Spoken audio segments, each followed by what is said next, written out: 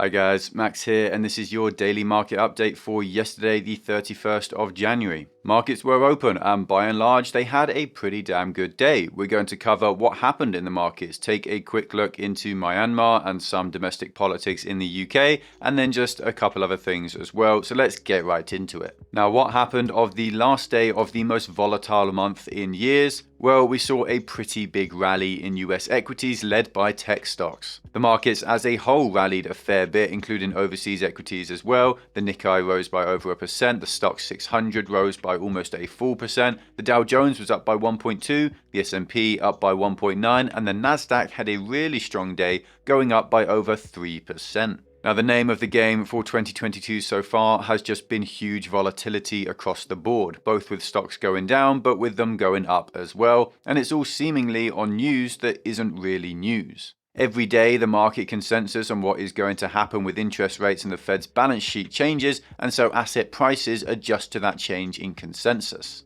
The problem is, the data isn't changing that quickly, and the Fed aren't actually coming out and saying that much either. It's just the markets working themselves up into a frenzy, leapfrogging over each other, trying to work out what's going to happen next. Now, what was the actual news that led to this volatile session? Well, it was all really about some development from some members of the Federal Reserve that appeared to be trying to do damage control, going around telling everyone that they aren't pumping the brakes on the economy. They said that come March, an interest rate is probably going to come, but a rate hike by as much as 0.5% is very unlikely, and the Fed doesn't really have the stomach for it. Of course, this is contrary to what Powell told us last week. He said that the Fed is ready to raise rates to fight inflation truly, and with inflation over 7%, according to the Fed's own doctored figures, remember, a 0.5% interest rate hike still leaves real interest rates sitting around negative 6.5% as opposed to negative 6.75%, which is obviously still ridiculous and not representative of a Fed actually fighting inflation at all. Now, it was Powell's slightly harsh words that sent stocks tanking, and it has now been the Fed's now softer words ending those stocks tanking and causing them to rise again, which has given more and more credence to my idea, my belief that the Fed only cares about asset prices, not inflation, and not unemployment. The simple fact is, and it has been for a while now, if the Fed actually cared about inflation, rates would have been hiked months ago, quantitative easing would have been stopped months ago, and it would be being reversed as we speak right now. Powell is trying to toe the line perfectly, convincing markets that inflation won't spiral out of control because that is bad for markets and asset prices, while also convincing everyone that the fight against inflation won't damage the economy or change capital markets because that will also cause asset prices to fall. I really don't think there is any other reasoning or theory here that just makes any sense anymore. This is all but confirmed in my view. The Fed has a secret mandate, one that it will never truly speak about, but as always, actions speak louder than words, and the Fed's failure to tackle inflation and insistence on ensuring asset prices remain high proves to me that there are shady goings-on happening behind the scenes. Of course, I'm not American, I don't live in America, I can't vote in their elections, and despite the fact that I do get paid in US dollars, the high inflation over the last year hasn't impacted the US dollar's value at all, so the truth is, this really isn't going to hurt me. Inflation in the US won't make me poor, it's not going to increase my cost of living, it's not going to force me to live paycheck to paycheck, but there are 100 million people in the US who this will affect negatively, and there are 1 million people in the US who this will affect positively. Now, there has been a similar problem in the UK where I live, but it's not quite as pronounced, and the Bank of England is a little bit more willing to actually raise rates and upset the markets. Now, some people do ask why I care about inflation in the US when it won't actually hurt me. They think I'm some British spy trying to derail the economy, which is hilarious but sadly untrue. The reality here is that people will get hurt by this policy decision. People will suffer, they will go hungry, some people will even go homeless. And the worst thing about it is that the politicians over in the US are dedicating their time and efforts not to actually fixing these problems, but to blaming corporations for the rising cost of living. Take a look at Elizabeth Warren's Twitter account, that other wretched woman of American politics, and she's very clearly gaslighting the American public into thinking that it's the supermarket's fault that prices are going up. It's Walmart and Target being greedy. It's landlords being greedy. It's your bosses being greedy. But the truth is, the Democrats are in power. They could have stopped these rising prices if they wanted to, but they are being greedy. Now, let's not act like the Republicans would really be any different. Trump put Powell into power, let's not forget that, and Trump started the US off on this route of quantitative easing and money printing when the pandemic hit. Now, I'm not expecting my channel and my videos to put enough pressure on the Fed to actually get them to behave responsibly, but I am hoping that those who do watch these videos, they know where the blame truly lies. Now, as for the rest of the day, what happened? Well, the dollar actually fell a little bit, about 0.6% on its spot index. 10-year treasuries rose by 1 basis point, and they're now sitting at 1.78%, so a little bit off the highs we saw a week ago. Gold saw a decent boost, rising almost a full percent, and it's now sitting again right at about $1,800 an ounce. Oil prices rose across the board again, with WTI crude moving up 1.7% to $88 a barrel, and Brent crude moving up under 1%, now sitting at $89 a barrel. Crypto, of course, moved in the exact same way as tech stocks did. They advanced for the day, following the Nasdaq almost perfectly. I literally don't think it's possible to seriously claim that crypto is not a risk-on asset. The correlation between other risk-on assets and crypto has been almost perfect for a few months now. Now, most cryptos were up 5% on the low end and over 15% on the high end. Bitcoin rose 4% to sit just below $39,000. Ethereum rose 10% to sit just below $2,800. Solana rose 18%, Luna rose 17%, and pretty much everything else rose by something in between those points. Now, as far as the state of the markets goes, it does seem like mainstream media outlets and financial analysts are finally starting to ask questions. John Authers, who writes on Bloomberg, put a piece out basically chastising the Fed for being indecisive and failing to fight inflation while being all talk.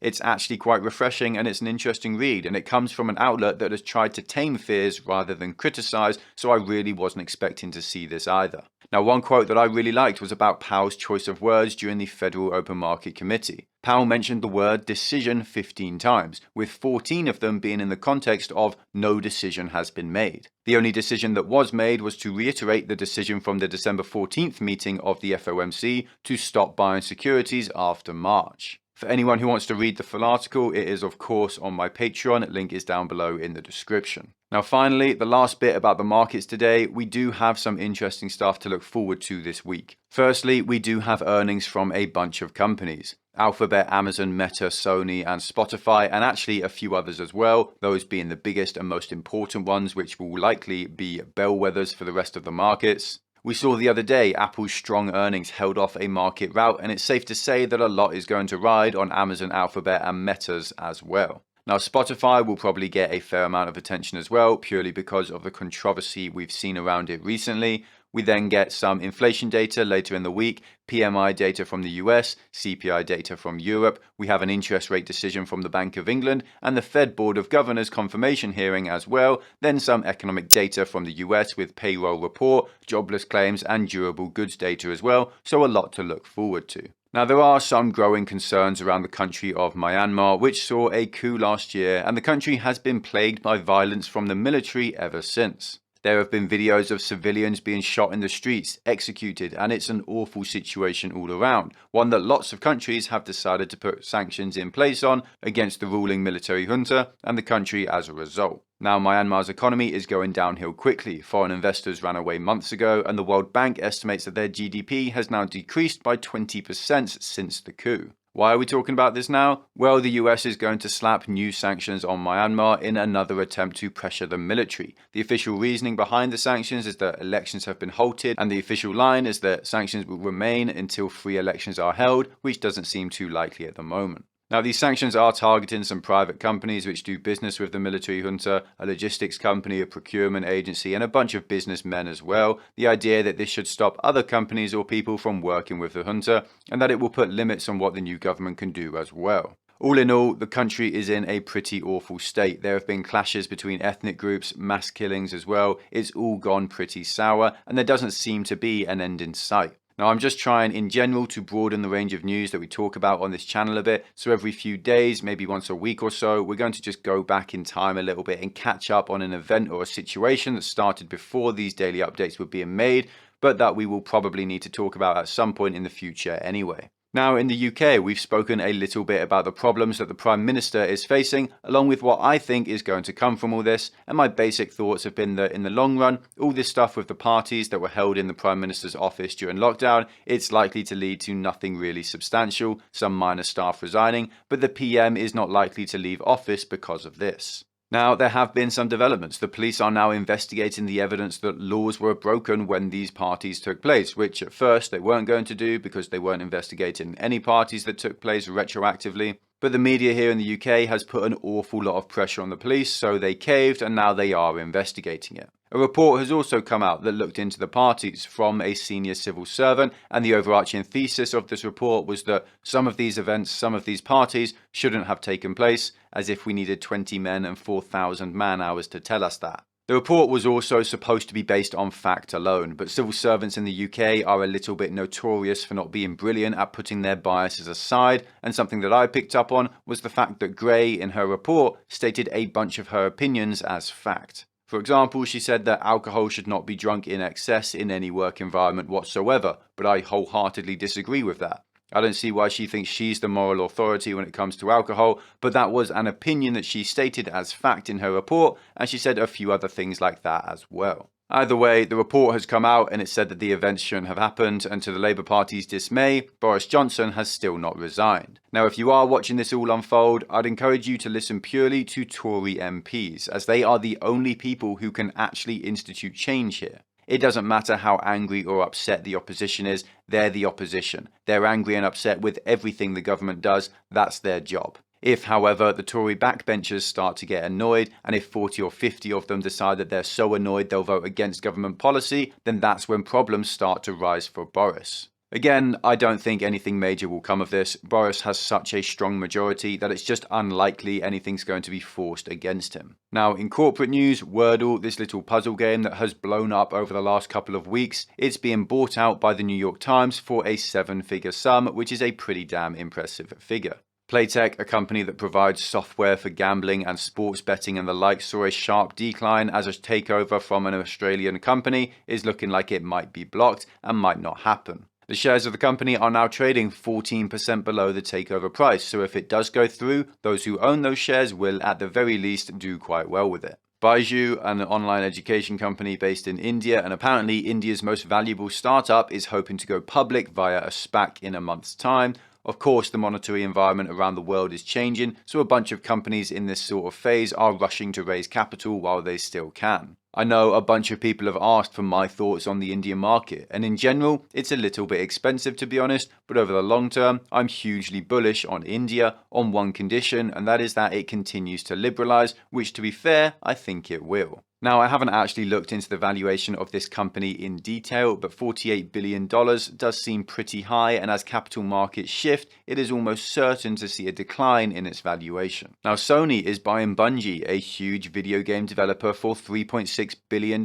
which is the third big game deal they've announced this year so far. Video game companies are being bought up seemingly everywhere. Activision was of course bought by Microsoft for just under $70 billion 2 weeks ago. This market consolidation is probably going to garner the attention of regulatory authorities at some point, especially when we consider how console or PC exclusives are used to try and incentivize purchases of certain hardware products. I really wouldn't be at all surprised if these acquisitions lead to some anti-monopoly acts coming in a few years' time. Now finally, George Soros has come out and said that China's real estate crisis could threaten Xi's rule over China, and he's got a fair point here, and I just want to touch on something very quickly now. Lots of people have this idea that dictators have absolute power and that they can literally do whatever they want, but that really isn't the case. Dictators need support, they need supporters, and they need allies. I mentioned the other day that sanctions targeting Russian wealth that is hidden overseas in London would be effective and worrying for Putin, and some people commented that Putin fears no one and he doesn't need anyone's support, but that is categorically untrue. The reality is, it's untrue for all dictators. These people are the keys to power, and without them, the man at the top is no one. That's the reason these Russian billionaires are all billionaires, and the Chinese Communist Party officials are as well. They have been bought off by the dictator with fantastic amounts of wealth.